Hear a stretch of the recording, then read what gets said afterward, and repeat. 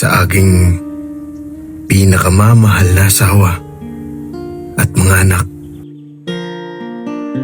Pagpasensyahan niyo na kung palaging wala si tatay.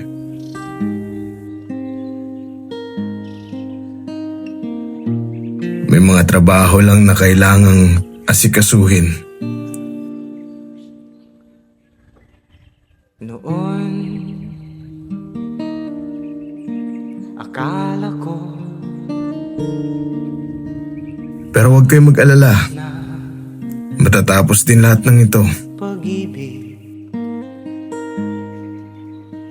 ay sa nobela lang. At gaya ng pangako ko, gagawin ni tatay ang lahat para maitaguyod kayo. Napaniwalaan Hindi man marangya, pero sapat at disenteng buhay. ikaw, May maayos na bahay, ikaw pala sapat na pagkain, hintay kong pangarap. at nakakapag-aral kayo. Ngayong kapiling ka at Alam kong nahihirapan kayo sa sitwasyon natin hindi ko bilang malayo sa isa't isa. na sa atin ay may Pero sana sama-sama tayong maging matatag. pangako sa'yo, ipaglalaban ko. At sa bawat pagkakataon na tayo'y sinusubok, Ang ating alalahanin natin ang pananampalataya sa Panginoon.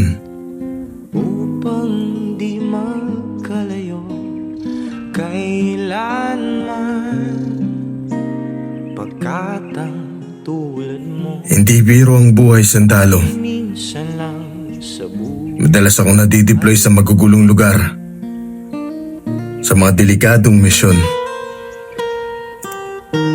Pero dahil sa mga dasal nyo, ay nananatili kaming ligtas ng mga kasamahan ko.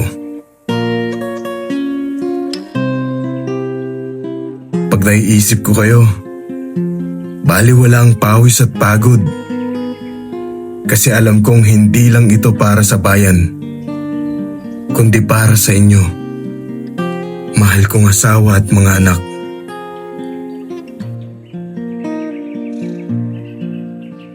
Ikaw, Kayo ang aking lakas, ikaw pala kayo ang inspirasyon sa bawat takbang ko. ang hinihintay. At kahit anong mangyari, tandaan nyo,